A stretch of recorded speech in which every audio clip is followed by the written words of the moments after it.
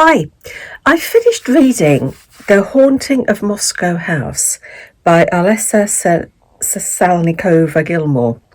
I read The Witch and the Tsar, her other book, quite a while ago, and I really enjoyed that one. So I was intrigued to pick this one up. I jumped at the chance to pick this one up. Growing up, the Romanovs were that the story of the Romanovs was something that always fascinated me. Imperial Russia, and that period of history, and so that was another reason why this book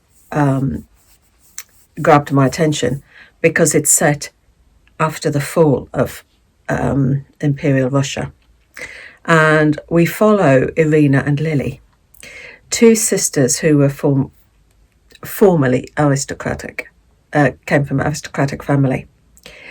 But now they are confined with other members of their family to live just in the attic of their home, Moscow house. The rest of the house has been taken over by the Bolsheviks, but they're still allowed to live there, but they can only have the attic. I mean, they're former members of the aristocracy. Lily references the fact that she used to play with Anastasia, who is the youngest daughter of Tsar Nicholas. So you've got that link there. But now, as former people, they struggle to survive. You know that. They're luckier than most former people because they've still got their home, albeit that they're just living in the attic. But the men folk have mainly gone. They've either been killed or imprisoned. So it's just the women left on their own to fend for themselves, to try and get food where they can and just survive the best way they can. In the house with Irina and Lily, you've got the grandparents and their Aunt Marie, along with two children, two cousins, little boy and little girl. When the American Relief Administration come into Russia, come into Moscow, they're looking for people who can read, write, to help them with the aid work.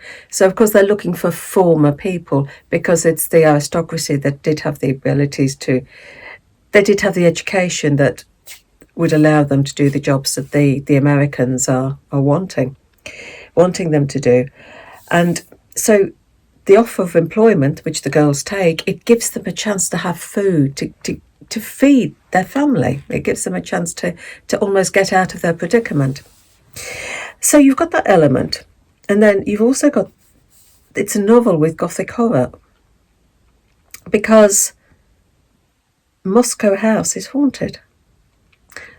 Both girls see past relatives materializing, gaining from being sort of shadows to gaining more body. Can a ghost have body? You know what I mean?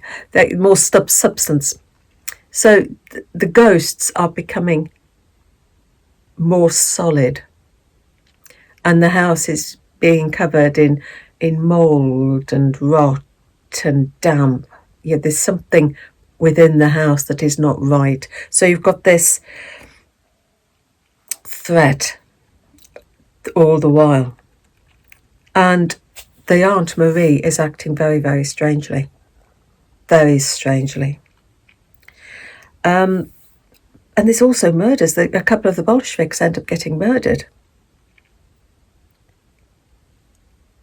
You've also got Russian folklore in here. The domovoi, the house spirit, has been reawakened. And the girls need to appease him. So there's so much in here. You've got threats, not only from the Bolsheviks, but what is going on within the house itself. You've got horror, which really ramps up in the last 15 to 20% of the book. You've got these ghosts. You've got the folklore. You've even got romance with a bit of sex. And you've got secrets, because Irina has a secret, Marie has a secret. Everybody seems to have secrets.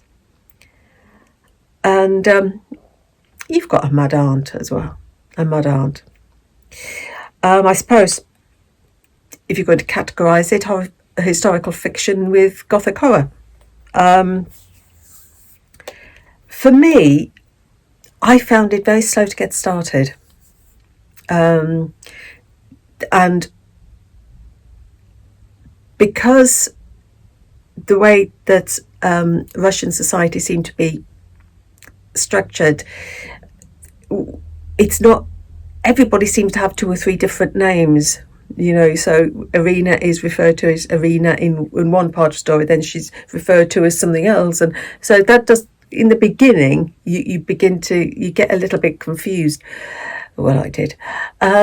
But then, you get into it. I found it very slow to start. But, if you're